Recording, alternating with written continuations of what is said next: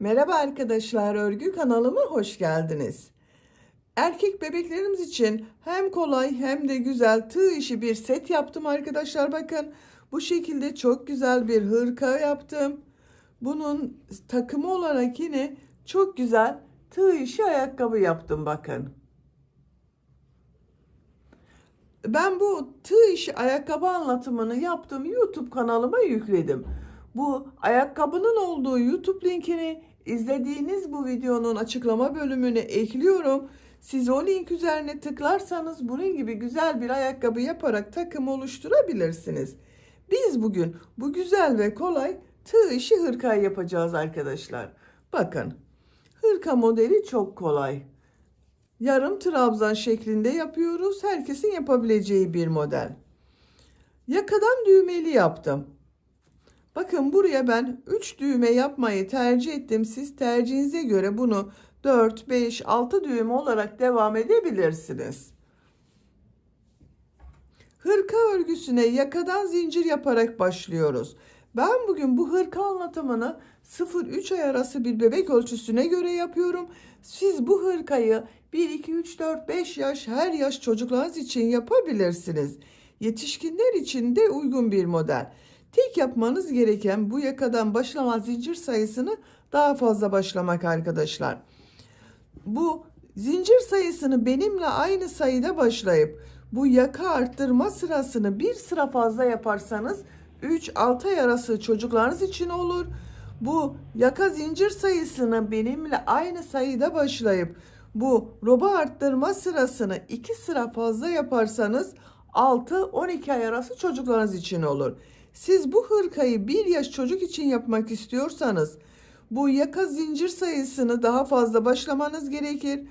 Ön bölümlerde bir yarım trabzan, kol ve arka bölümlerde ikişer yarım trabzan fazla başlarsanız ve bu arttırma sırasını daha fazla yapmanız gerekir. 1-2 yaş arası çocuklarınız için olur. 2-3 yaş arası çocuk için yapmak istiyorsanız bu yaka arttırma sırasında ön bölümleri 2 trabzan, kol ve arka bölümleri 4 trabzan fazla yaparsanız 2-3 yaş arası çocuklar için olur. Bu şekilde düzenli arttırmalar yaparak her yaş çocuklarınız için ayarlama yapabilirsiniz. Bakın örgünün ters tarafının görüntüsü bu şekilde. Arka görüntüsü de bu şekilde arkadaşlar.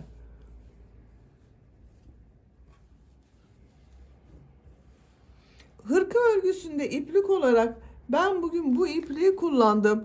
Kullandığım iplik üzerinde 100 gram iplikte 240 metre var. Biraz kalın bir iplik arkadaşlar. Bakın bu şekilde. Siz daha ince iplik kullanıyorsanız 1,5 adet iplik yeterli olacaktır. Bu kalınlıkta bir iplik için 2 adet ipliğe ihtiyacımız var. Diğer renk iplik olarak da bu ipliği kullandım. Bu da yine kalın bir iplik arkadaşlar. Ben bugün bu renk iplikleri kullandım. Bu hırkayı yaptım. Siz tercihinize göre bu hırka örgüsünde her marka iplik ve renkleri kullanarak yapabilirsiniz. Kız çocukları için de uygun bir model arkadaşlar. Farklı renk iplikler kullanarak kız bebekleriniz için de yapabilirsiniz. Tığ olarak 6 numara tığ kullandım. 6 numara 3,5 milimetre bakın. Benim elim çok sıkı değil. Bu kalınlıkta bir iplik için bu tığı kullandım. Yumuşak bir örgü elde ettim. Sizin eliniz sıkıysa 4-4,5 milimetre tığları kullanırsanız güzel olur. Örgülerini videonun sonunda ölçüyorum. Oraya bakabilirsiniz arkadaşlar. İplik tığı hazırlayalım. Hep birlikte bu kolay ve güzel tığ işi hırka örgüsüne başlayalım. Örgü kanalıma abone değilseniz abone olmayı unutmayın lütfen. Örgü kanalıma abone olmak ücretsiz. Örgü kanalıma ücretsiz abone olup orada bulunan zil şeklini dokunarak açık yaparsanız kanalıma video yüklediğim zaman ilk önce size bildirim gelir. Örgülerimden herkesten önce sizin haberiniz olur. İzlediğiniz videolarıma beğeni ve yorumlarınızı yaparsanız çok sevinirim. Hepinize kolay gelsin. İyi çalışmalar.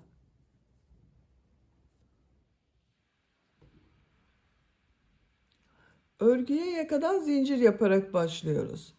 İlk ilmeği ben bu şekilde yapıyorum. Zincirleri yapmaya başlıyorum. Çok sıkı zincirler yapmıyorum. 60 zincir yapalım. 60 zincir yaptım. Çok sıkı zincirler yapmadım. Bu 60 zincirin kaç santimetre olduğunu ölçüyorum.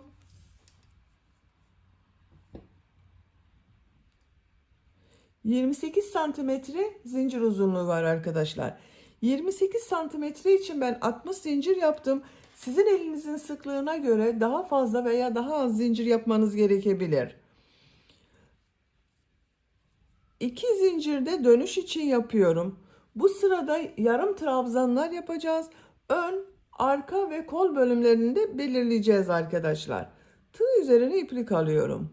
2 ilmek atlıyorum. 3. ilmeğe yarım trabzan yapıyorum.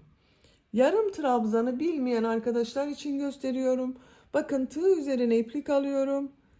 Tığ ilmeğe takıyorum. İplik alıp çektim. Tığ üzerinde 3 ilmek var. Üçünün içinden bir defa da çekiyorum. Tekrar tığ üzerine iplik alıyorum. 3 ilmek var. İplik alıyorum. Üçünü içinden bir defa da çekiyorum.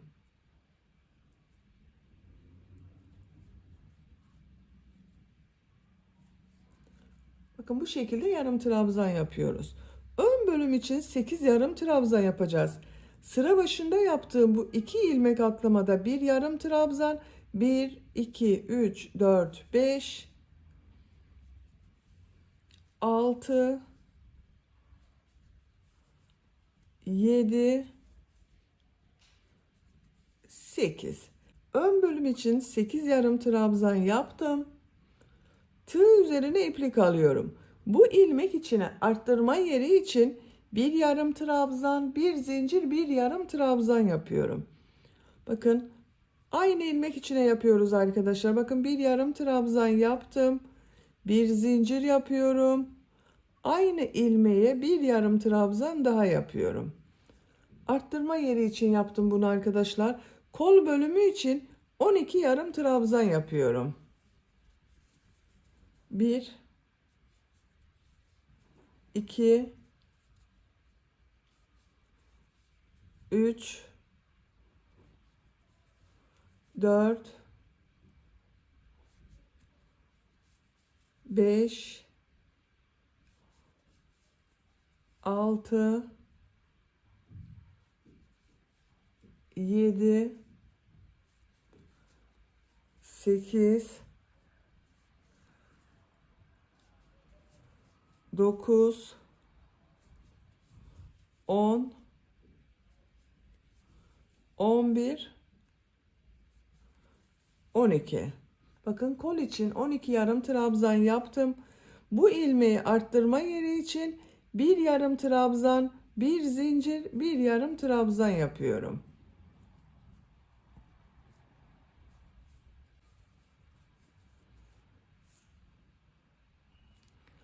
Arka bölüm için 16 yarım trabzan yapıyorum.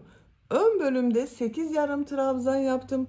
Bunun 2 katı olarak buraya da 16 yarım trabzan yapıyoruz.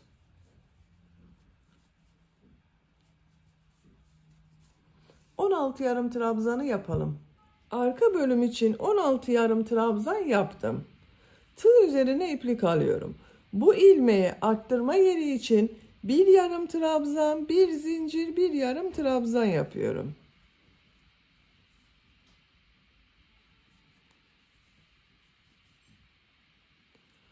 Tığ üzerine iplik alıyorum. Kol bölümü için 12 yarım trabzan yapıyorum.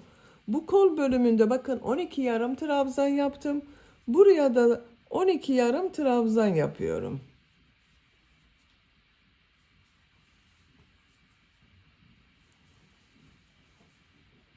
12 yarım trabzanı yapalım. Kol bölümü için 12 yarım trabzan yaptım. Tığ üzerine iplik alıyorum. Bu ilmeği arttırma yeri için bir yarım trabzan, bir zincir, bir yarım trabzan yapıyorum.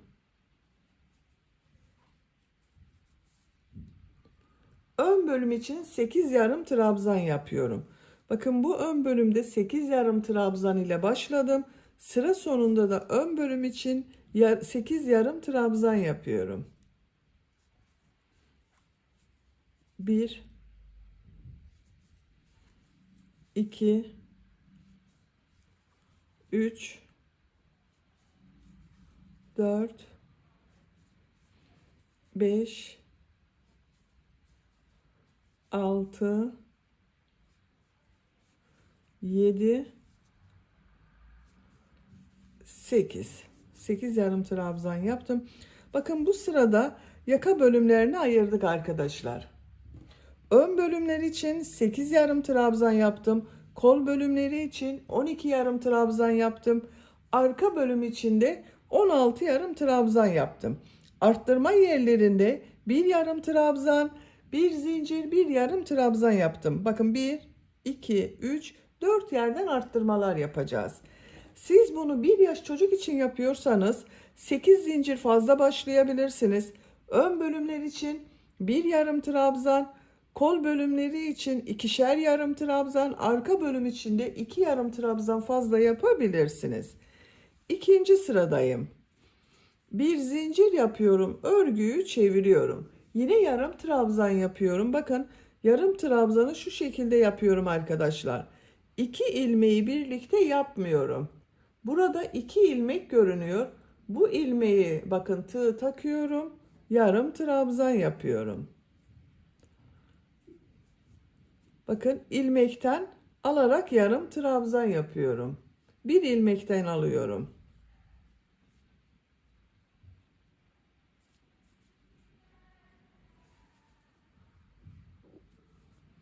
İlmeklerden alarak yarım trabzan yapıyorum. Bakın tekrar gösteriyorum.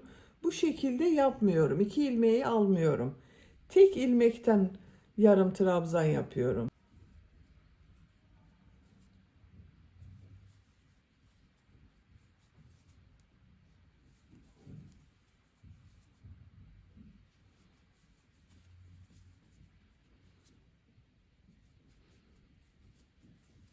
Bakın bir zincire kadar yarım trabzan yaptım. 1, 2, 3, 4, 5, 6, 7, 8, 9 yarım trabzan yaptım. Bu bir zincir üzerine arttırma yeri için bir yarım trabzan, bir zincir, bir yarım trabzan yapıyorum.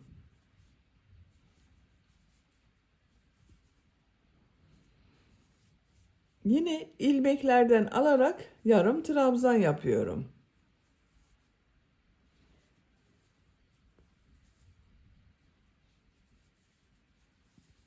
Arttırma yerine kadar devam edelim.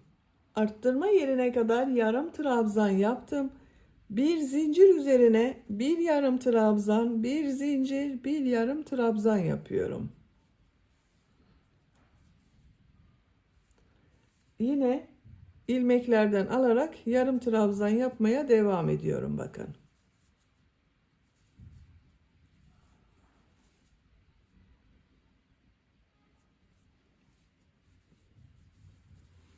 Arttırma yerine kadar devam edelim. Arttırma yerine kadar yarım trabzan yaptım. Bir zincir üzerine bir yarım trabzan, bir zincir, bir yarım trabzan yapıyorum. İlmekten alarak yarım trabzan yapıyorum.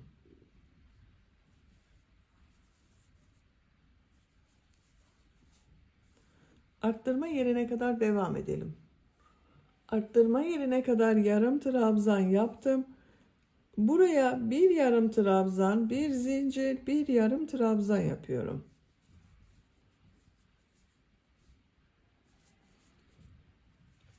Ön bölümde yarım trabzanlar yaparak devam ediyorum. Bakın yine ilmekten alarak yapıyorum.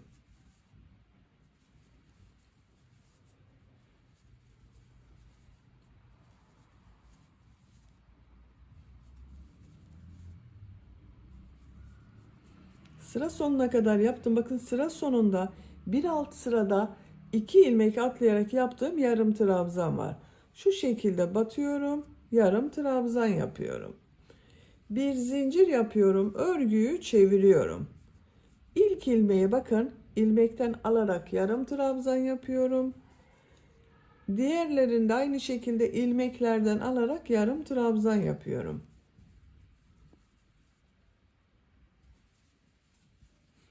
Görüntüsü bakın bu şekilde oluyor arkadaşlar. İlmeklerden alarak yaptığımız için. Arttırma yerine kadar devam edelim. Arttırma zincirine kadar ön bölümde yarım trabzanları yaptım. Kaç yarım trabzan yaptığımı sayıyorum. Bakın 2, 4, 6, 8, 10 yarım trabzan oldu. Arttırma yerine bir yarım trabzan, bir zincir, bir yarım trabzan yapıyorum. Bütün arttırmaları bir yarım trabzan, bir zincir, bir yarım trabzan şeklinde yapıyoruz. İlmekten alarak yarım trabzan yapıyorum. Buraya kadar devam edelim. Bu arttırma yerine bir yarım trabzan, bir zincir, bir yarım trabzan yapalım. Diğerlerini ilmeklerden alarak yarım trabzan yapalım. Bütün arttırma yerlerinde bir yarım trabzan, bir zincir, bir yarım trabzan yapıyoruz. Sıra sonuna kadar devam edelim. Sıra sonuna kadar tamamladım. Son trabzanı şu iki ilmeği birlikte alarak yapıyorum. Ön bölümlerin daha düzgün görünmesi için bu şekilde yapıyorum bakın. 3 sırayı tamamladık. Görüntüsü bakın bu şekilde oldu. 4. sıradayım. Bir zincir yapıyorum. Örgüyü çeviriyorum. Yine ilmeklerden alarak yarım trabzan yapıyorum. Arttırma yerine kadar devam edelim. Arttırma yapacağım yere kadar yarım trabzan yaptım. Bu arttırma yerine bir yarım trabzan, bir zincir, bir yarım trabzan yapıyorum.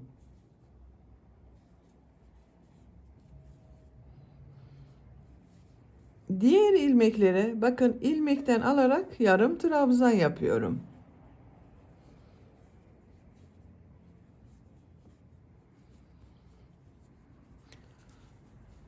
Bakın arkadaşlar, roba bölümünün örgüsü bu şekilde oluyor.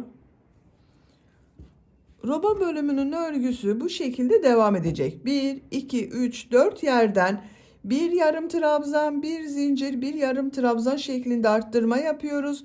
Diğer ilmeklere birer defa yarım trabzan yapıyoruz. Bu şekilde yapacak olduğunuz çocuğun büyüklüğüne göre robanın örgüsüne devam edelim. Yaka arttırma sırasını arttırmalar yaparak yapacağım ölçüye göre tamamladım. Her sırada bir yarım trabzan, bir zincir, bir yarım trabzan yaptım.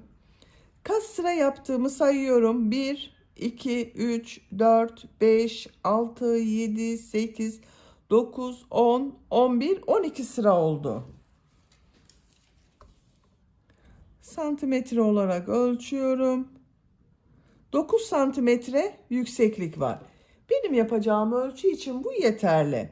Siz küçük olsun istiyorsanız bir sıra eksik yapabilirsiniz veya büyük olmasını istiyorsanız bu arttırma sırasını 1-2 sıra devam edebilirsiniz. O zaman yaptığınız örgü daha büyük olur arkadaşlar. Bir zincir yapıyorum, örgüyü çeviriyorum. Bu sıradan itibaren kol bölümünü gövde bölümünden ayırıyorum. Artık örgüye gövde örgüsüyle devam edeceğiz. İlk ilmeği bakın ilmekten alarak yarım trabzan yapıyorum. Diğer ilmekleri de ilmekten alarak yarım trabzan yapıyorum.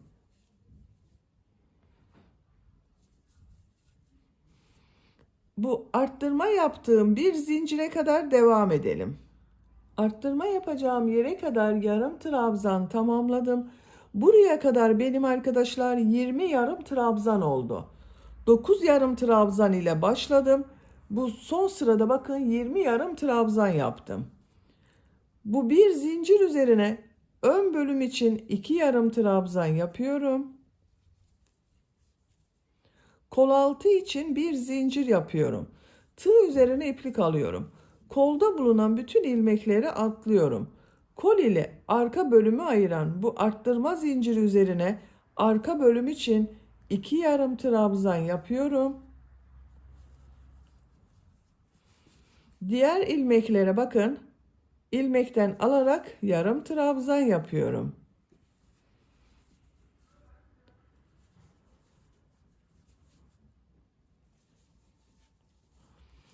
Bakın bir zincirle ön ve arka bölümü birleştirdik. Kol bölümünü ayırdık. Bu arttırma zincirine kadar devam edelim. Arttırma zincirine kadar arka bölümde yarım trabzan tamamladım. Bu zincir üzerine arka bölüm için 2 yarım trabzan yapıyorum.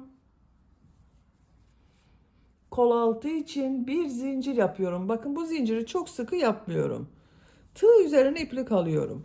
Kolda bulunan bütün ilmekleri atlıyorum. Ön ile bakın kol bölümünü ayıran bu arttırma zinciri üzerine ön bölüm için 2 yarım trabzan yapıyorum.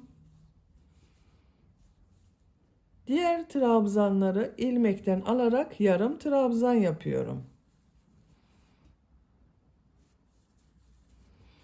Bakın diğer kol bölümünde ayırdım arkadaşlar. Bir zincir ile arka bölüm ile ön bölümü birleştirdim. Sıra sonuna kadar devam edelim. Sıra sonuna kadar tamamladım. Son ilmeğe yarım trabzan yaptım. Bu sırada gövde bölümünü kol bölümünden ayırdım. Bakın kol altında birer zincir yaptım. Ön ve arka bölümleri birleştirdim.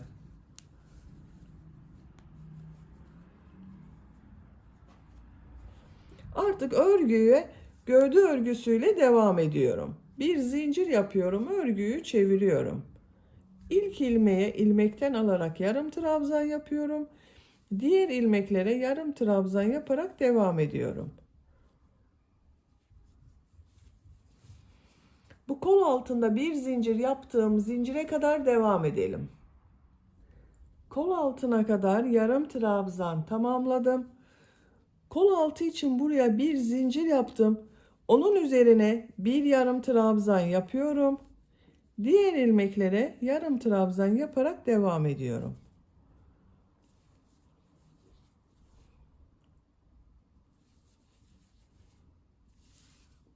Buraya kadar devam edelim. Buraya kadar yarım trabzanları yaptım. Bir zincir üzerine bir yarım trabzan yapıyorum. Diğer ilmeklere yarım trabzan yaparak devam ediyorum.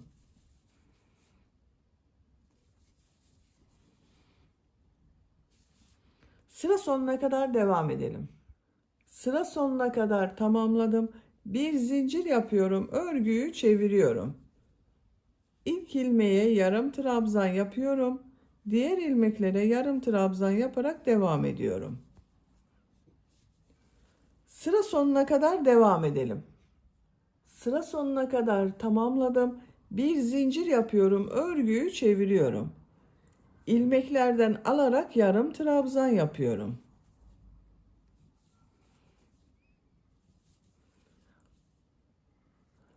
Örgü bu şekilde devam edecek arkadaşlar. Bakın görüntüsü böyle oldu. Gövde bölümünün örgüsünü yapacak olduğunuz çocuğun büyüklüğüne göre bu sıraları tekrarlayarak tamamlayalım. Gövde yüksekliğini yapacağım ölçüye göre tamamladım. Bu kol ayrımı yaptığım sıradan sonra kaç sıra yaptığımı sayıyorum.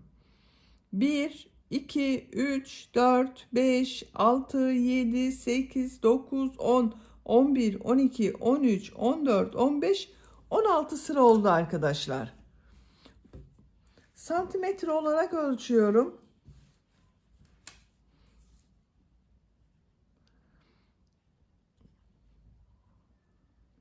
13 santimetre yükseklik var. Ben bugün 0-3 ay arası bir bebek ölçüsüne göre yapıyorum. 13 santimetre oldu arkadaşlar. Siz daha büyük yapmak istiyorsanız birkaç sıra devam edebilirsiniz. Bakın iplik ucu burada. Burada bitirmiyorum. Bir sıra sık iğne yapıyorum bu ön patta. En son yarım trabzan yaptım. Bir zincir yapıyorum. Sık iğne yapıyorum. İlmeklere sık iğne yapıyorum.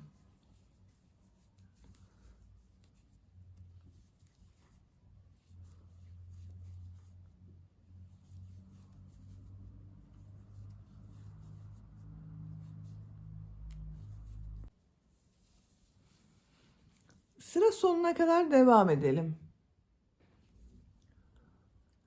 Sıra sonuna kadar tamamladım. Bakın bir sıra sık iğne yaptım. Ön pat güzel oldu arkadaşlar. İpliği kesiyorum.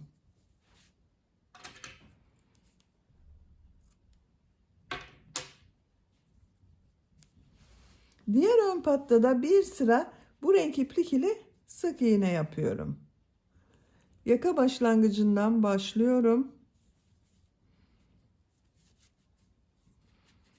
Bir zincir yaptım, sağlamlaştırdım. Sık iğne yapıyorum.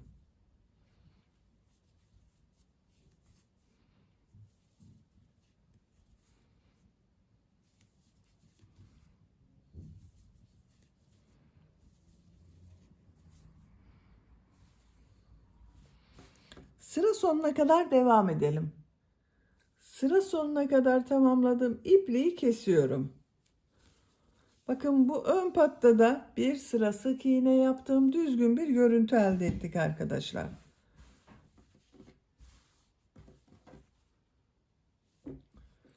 Bu renk iplik ile ben devam ediyorum. Siz tercihinize göre istediğiniz renk iplikleri kullanabilirsiniz. Bakın bu uç noktadan başlıyorum. İlmek yapıyorum.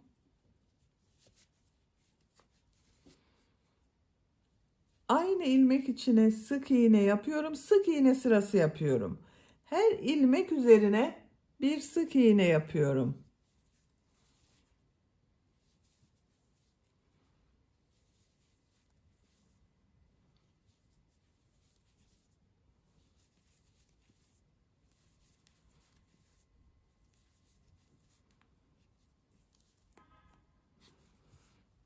Bakın bir önceki sırada bir sıra sık iğne yaptığımız için bu renk iplik ile sık iğne yaparken daha düzgün bir görüntü elde ediyoruz. Sıra sonuna kadar devam edelim. Sıra sonuna kadar sık iğne yaparak tamamladım. Bu sırada yine sık iğne yapacağız arkadaşlar. Bu sık iğneyi yaparken yaka bölümünün buraya ben 3 tane düğme iliği yapmak istiyorum. Siz isterseniz 4-5 düğme iliği yapabilirsiniz. Bakın ilk düğme iliğini yaka başlangıcının buraya yapıyorum. Diğer düğme iliğini bakın bu kol ayrımı yaptım. Sıraya yapıyorum. Üçüncüsünde ikisinin ortası. Şu şekilde bakın katlıyorum. İkisinin ortası burası. Buraya da üçüncü düğme iliğini yapacağız. Siz bunu 4-5 olarak yapabilirsiniz.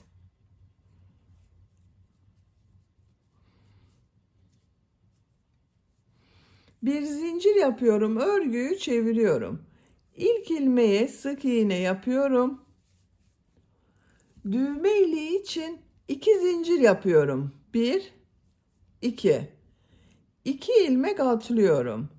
Sık iğne yapıyorum. Sık iğne yapıyorum. Diğer düğme iliğine kadar sık iğne yapıyorum. Kaç sık iğne yaptığımda sayıyorum. Bakın 1 2 3 4 5 6 6 sık iğne yaptım. 2 zincir yapıyorum. 2 ilmek atlıyorum. 6 sık iğne yapıyorum. Bu iki düğme iliği arasına 6 sık iğne yaptım. Bu iki düğme iliği arasına da 6 sık iğne yapıyorum. 2 3 4 5 6 düğme iliği için 2 zincir yapıyorum. 2 ilmek atlıyorum. Sık iğne yapıyorum. Diğer ilmeklere sık iğne yaparak devam ediyorum. Bakın 3 düğme iliğinin yerini belirledik arkadaşlar.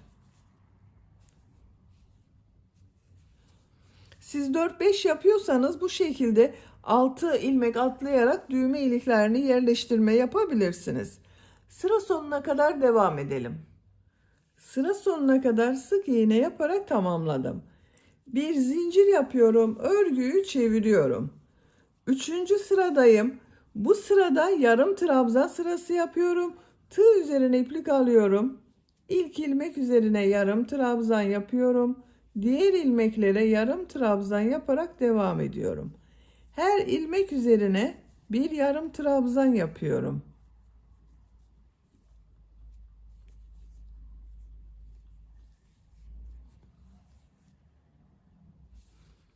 Düğme iliğine kadar devam edelim. İlk düğme iliğine kadar yarım trabzan yaptım. Buraya 2 zincir yaptım. 2 zincir üzerine 2 yarım trabzan yapıyorum. Diğer ilmeklere birer defa yarım trabzan yapıyorum.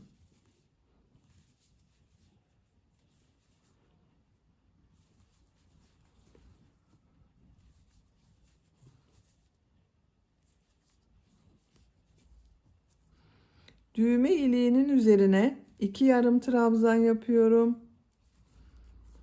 Diğer ilmeklere bir yarım trabzan yapıyorum.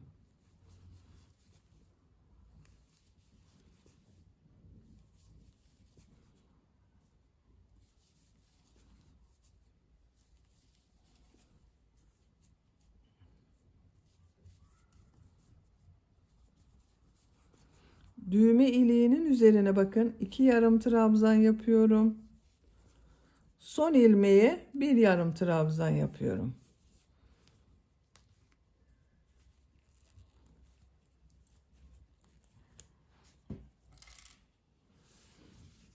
Bakın düğme ilikleri daha belirgin oldu.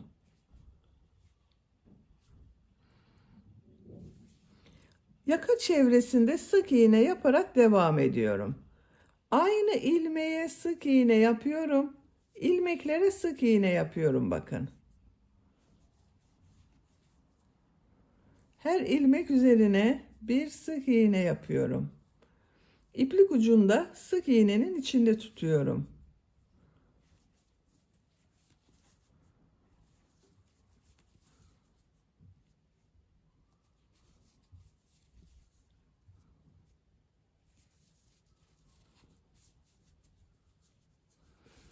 Sık iğne yaparak buraya kadar devam edelim.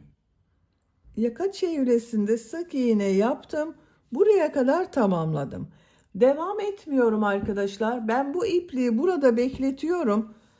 Bu ön patta da burada yaptığım gibi 2 sıra sık iğne, bir sırada yarım trabzan sırası yapacağız. Bu iplik ile yarım trabzan sırasını devam ediyorum. İlk önce tekrar başka iplik bağlayarak 2 sıra sık iğne yapıyorum. Bakın bu ilmekten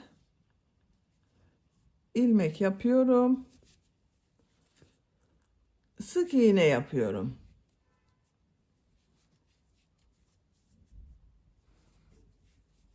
Bu iplik ucunu bakın burada bekletiyorum. Sıra sonuna kadar devam edelim. Sıra sonuna kadar sık iğne yaptım. Bir zincir yapıyorum, örgüyü çeviriyorum. Her ilmek üzerine yine sık iğne yapıyorum.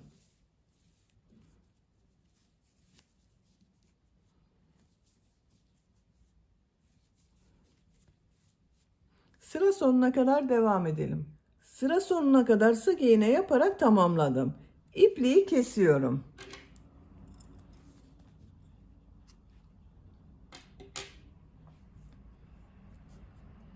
Bakın 2 sıra sık iğne yaptım arkadaşlar.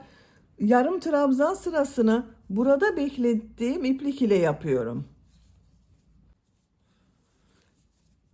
İpliği burada bekletmemizin amacı arkadaşlar bakın buranın daha düzgün görünmesi.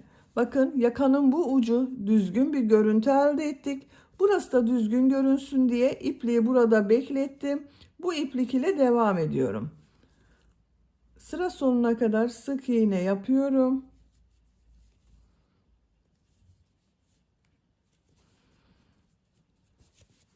Tığ üzerine iplik alıyorum. İlmeklere yarım trabzan yaparak devam ediyorum. Her ilmek üzerine bir yarım trabzan yapıyorum. İplik ucunu da içinde tutuyorum bakın.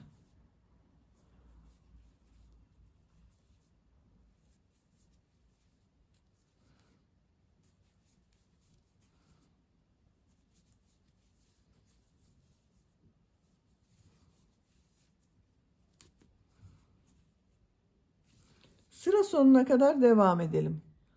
Yarım trabzan yaparak sıra sonuna kadar tamamladım. Ön pat örgülerini bitirdik arkadaşlar. Bakın bu şekilde oldu.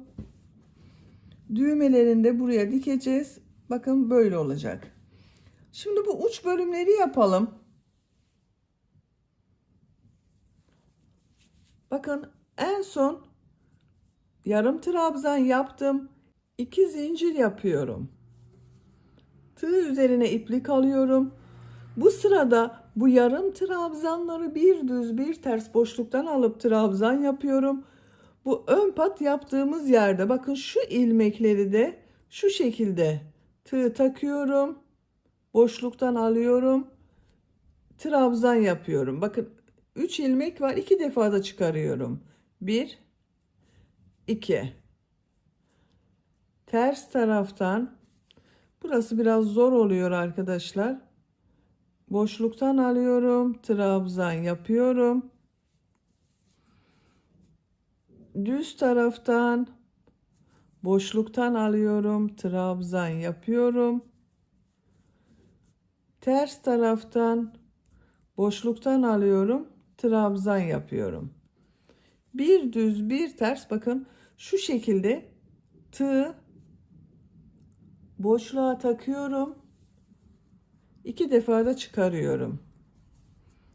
Ters taraftan şu şekilde boşluktan alıyorum. Trabzan yapıyorum. Boşluktan alıyorum. Trabzan yapıyorum.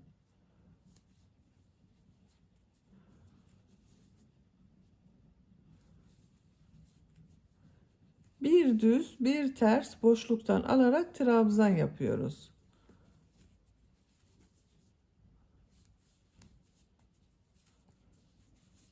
Bakın görüntüsü bu şekilde oluyor. Sıra sonuna kadar devam edelim. Sıra sonuna kadar bir düz bir ters boşluktan aldım, trabzan yaptım. Sıra sonunda bakın yine bu sık iğne sırası yaptığım yerde bir düz bir ters boşluktan aldım, trabzan yaptım. Bakın görüntüsü bu şekilde arkadaşlar. 2 zincir yapıyorum. Örgüyü çeviriyorum. Bu sırada yaptığım bu trabzanları nasıl görüyorsam o şekilde boşluktan alıp trabzan yapıyorum. Ters tarafta görüyorum. Boşluktan alıp trabzan yapıyorum. Düz tarafta görüyorum. Boşluktan alıp trabzan yapıyorum. Ters taraftan boşluktan alıp trabzan yapıyorum. Nasıl görüyorsak o şekilde boşluktan alarak trabzan yapıyorum.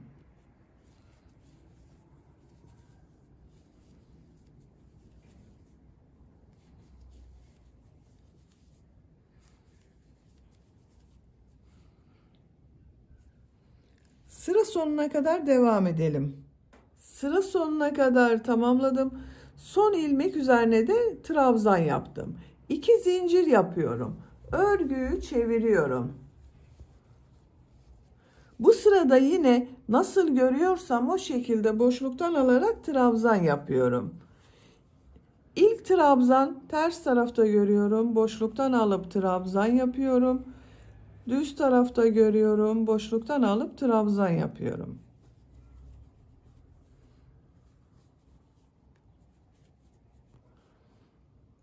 Sıra sonuna kadar devam edelim. Sıra sonuna kadar tamamladım. İpliği kesiyorum.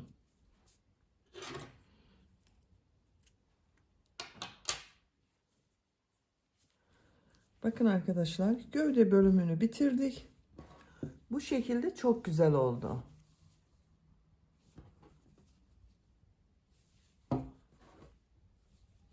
Şimdi kol örgüsünü yapalım. Kol altından bu renk iplik ile başlıyorum. Bakın burada bulunan bir zincire ipliği bağlıyorum.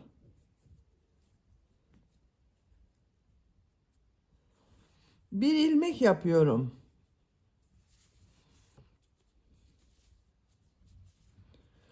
Bu sırada bir sıra yarım trabzan sırası yapıyorum. Tığ üzerine iplik alıyorum. Bakın bu şekilde devam ediyorum arkadaşlar. Geliş yönüne göre bakın ön bölümde bu şekilde devam ettim. Burayı da aynı yapıyorum. Bu arttırma yerine bir yarım trabzan yapıyorum. Diğer ilmekleri bakın ilmekten alarak yarım trabzan yapıyorum.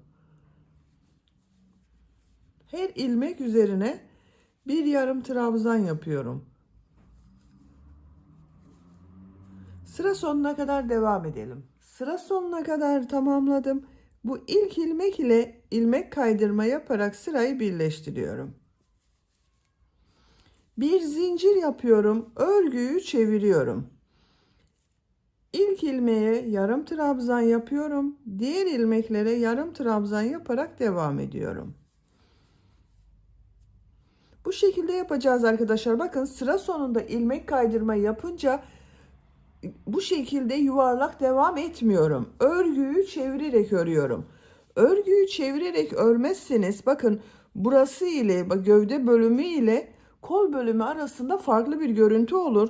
Öyle bir görüntü olmaması için sıra sonunda ilmek kaydırma yaparak birleştiriyoruz. Örgüyü çevirerek örüyoruz. Kol örgüsü bu şekilde devam edecek. Kol örgüsünü gövde ile aynı sıra yapabilirsiniz veya gövde örgüsünden bir veya iki sıra eksik yapabilirsiniz. Kol örgüsünü tamamlayalım. Kol yüksekliğini yapacağım ölçüye göre tamamladım. 1, 2, 3, 4, 5, 6, 7, 8, 9, 10, 11, 12, 13, 14, 15 sıra yaptım. Santimetre olarak ölçüyorum. 11 santimetre yükseklik var. Yapacağım ölçü için bu yeterli arkadaşlar. Ben bugün bu hırkayı 0-3 ay arası bebek ölçüsüne göre yapıyorum. Siz daha büyük çocuk için yapıyorsanız 1-2 sıra devam edebilirsiniz. Bakın diğer kol örgüsünü de tamamladım. Bu şekilde oldu. Kol ucunda bileklik yaptım. Bu kol örgüsünde bileklik çalışmasını sizinle yapalım. Bu renk iplik ile devam ediyorum.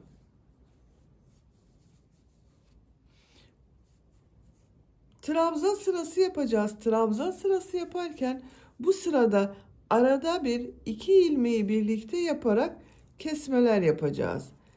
Buradan bir ilmek yapıyorum. Sağlamlaştırdım. 2 zincir yapıyorum. Tığ üzerine iplik alıyorum. Bu 2 zincirde bir trabzan oluyor. Trabzan yapıyorum. Bakın yine ilmekten alarak trabzan yapıyorum.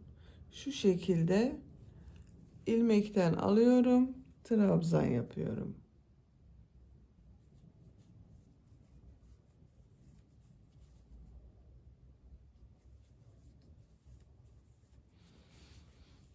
Bakın 3 trabzan yaptım. Burada şu iki ilmeği birlikte yaparak kesme yapıyorum. Bakın tığ üzerine iplik alıyorum.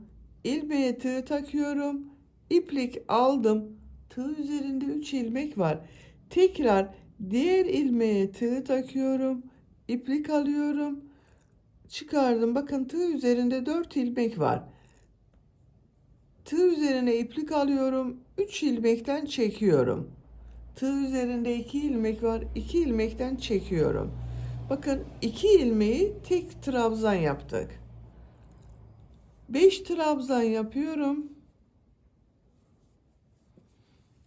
5 trabzan yapıyorum. Bir kesme yapıyorum. Siz tercihinize göre 4 trabzan yaparak kesme yapabilirsiniz. Bakın o şekilde yaptığım zaman bu genişlikte oluyor.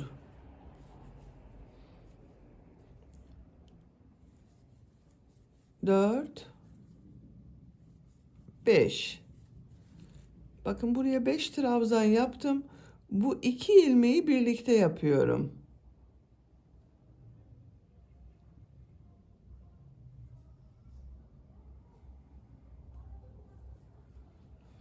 Beş trabzan yapıyorum.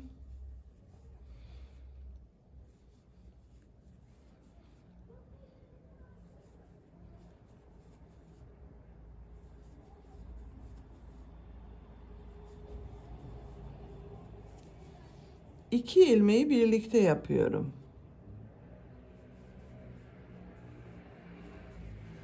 Bakın bu şekilde yapıyoruz arkadaşlar. Sıra sonuna kadar devam edelim. Sıra sonuna kadar tamamladım. Bu sırada bakın trabzanlar yaptım. 5 trabzan yaptım. Bir kesme yaptım. Kol ucu bakın biraz daraldı arkadaşlar. Sıra başında yaptığım bu 2 zincir ilmeği ile ilmek kaydırma yaparak birleştiriyorum. Bu sırada yaptığım bu trabzanları bir düz bir ters boşluktan alıp trabzan yapıyorum. 2 zincir yapıyorum. İlk trabzan düz taraftan boşluktan alıp trabzan yapıyorum. Ters taraftan boşluktan alıyorum, trabzan yapıyorum. Düz taraftan boşluktan alıp trabzan yapıyorum. Ters taraftan boşluktan alıp trabzan yapıyorum. Bir düz bir ters boşluktan alarak trabzan yapıyoruz.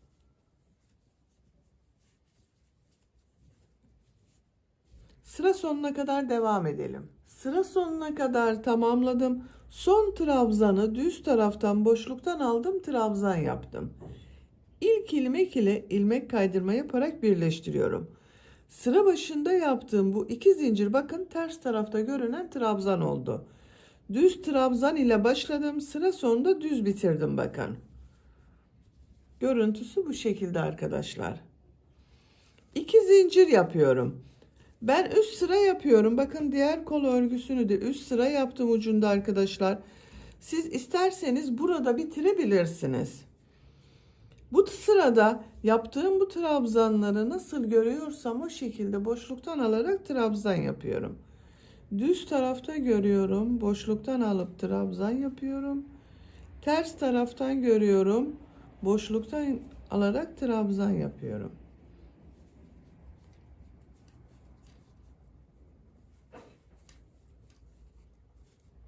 Sıra sonuna kadar devam edelim.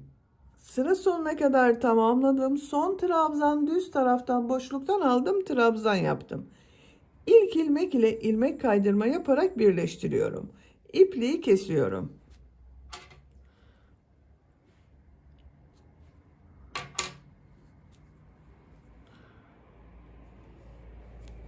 Bakın arkadaşlar bu şekilde oldu. Ben kol ucunu üst sıra yapmayı tercih ettim. Siz tercihinize göre bunu 4 sıra yapabilirsiniz. 1, 2, 3. Bakın hırkanın görüntüsü bu şekilde. Hırkayı bu şekilde kullanabiliriz. Ben yaka örgüsünün bakın buraya yaka çalışması yapmak istiyorum. Bu renk iplik ile yapıyorum. Siz tercihinize göre kendi kullandığımız ipliği ile de yapabilirsiniz. Bakın şu şekilde çeviriyorum. Yaka örgüsünün buradan başlıyorum. Bu ilk ilmekten bir ilmek yapıyorum. İpliği bağlayabilirsiniz de arkadaşlar. Ben ilmek yapıyorum. Şu şekilde zincir yaptım, sağlamlaştırdım. 3 zincir yapıyorum. Tığ üzerine iplik alıyorum. Bakın burada şu ilmeklere trabzan yapacağız. Şu görünen ilmekler var. Bakın şu şekilde trabzanlar yapacağız. İlk gördüğüm bakın bu ilmek üzerine trabzan yapıyorum. Diğer ilmeklere trabzan yaparak devam ediyorum. Şu şekilde bakın trabzan yapıyorum. Her ilmek üzerine bir trabzan yapalım arkadaşlar. Atlama yapmamaya dikkat edelim.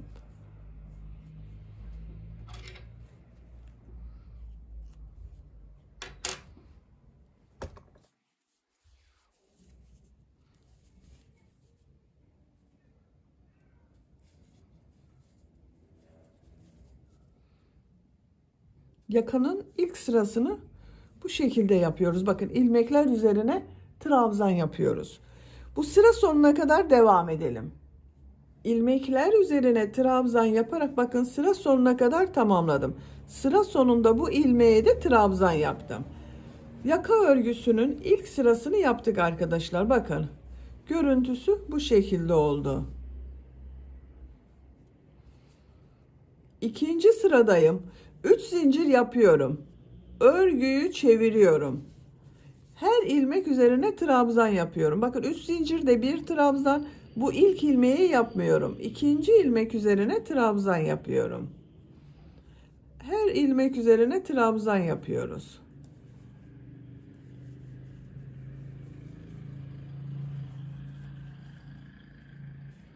Sıra sonuna kadar devam edelim. Sıra sonuna kadar trabzan yaptım.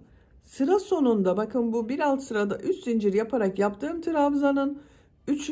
zincir üzerine ilmek yapıyorum. Trabzan yapıyorum. 2 sıra trabzan yaptım. Ben bugün bu hırkayı küçük yaptığım için 2 sıra yaptım. 3. sırada bitiriyorum arkadaşlar. Siz daha büyük çocuk için yapmak istiyorsanız burada 3 zincir yapıp geriye dönerek bir sıra daha trabzan yapıp sonra son sırayı yapabilirsiniz. 4 sıra yapabilirsiniz. Ben 3 sırada bitiriyorum. 3. sırada bakın 2 zincir yapıyorum. Örgüyü çeviriyorum. Bakın 3 yapmadım, 2 zincir yaptım. Burada yuvarlak bir görüntü olması için. Diğer ilmeklere trabzan yaparak devam ediyorum. Bakın aynı ilmeği yapmadım, yanındaki ilmeğe trabzan yaptım. Her ilmek üzerine bir trabzan yapıyorum. Sıra sonuna kadar devam edelim. Sıra sonuna kadar trabzan olarak yaptım. Sıra sonunda 2 zincir yapıyorum. Burada yaptığım 3 zincirin bu ilmek ile ilmek kaydırma yaparak bitiriyorum. İpliği kesiyorum.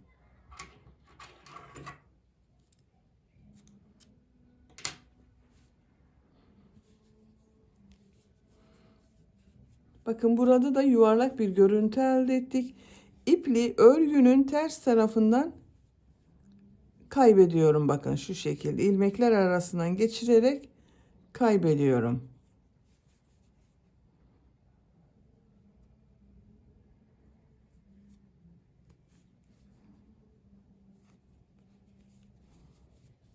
Bakın görüntüsü bu şekilde oldu. Ben bugün bu hırkayı küçük yaptığım için 3 sıra yaptım arkadaşlar. Siz bu hırkayı 6 ay ve daha büyük çocuklar için yapıyorsanız 4 sıra yapabilirsiniz. 3 sırayı bu kenarda 3'er zincir yaparak yapabilirsiniz. 4. sırada bu sırada yaptığım gibi sıra başında ve sıra sonunda 2 zincir yaparak bitirebilirsiniz. Bakın hırkanın örgüsünü de tamamlamış olduk. Çok güzel oldu arkadaşlar. Bakın.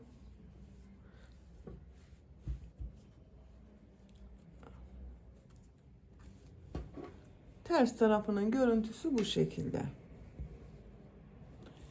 Bitmiş olarak size ölçülerini söylüyorum.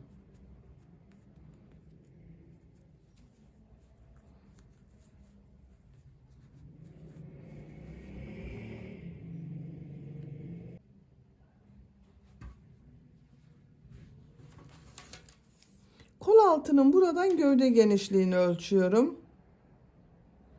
24 santimetre. Yüksekliğini ölçüyorum. Kol altından gövde yüksekliği 16 santimetre. Omuzdan tam yüksekliği ölçüyorum. 26 santimetre.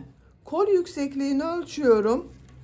Kol altından yükseklik 13 santimetre. Ben bugün 0-3 ay arası bebek ölçüsüne göre yaptım arkadaşlar. Bu şekilde oldu. Beni dinlediğiniz ve izlediğiniz için hepinize çok teşekkür ederim. Örgü kanalıma abone değilseniz abone olmayı unutmayın lütfen. Örgü kanalıma abone olmak ücretsiz. Örgü kanalıma ücretsiz abone olup orada bulunan zil şekline dokunarak açık yaparsanız kanalıma video yüklediğim zaman ilk önce size bildirim gelir. Örgülerimden herkesten önce sizin haberiniz olur. İzlediğiniz videolarıma beğeni ve yorumlarınızı yaparsanız çok sevinirim arkadaşlar.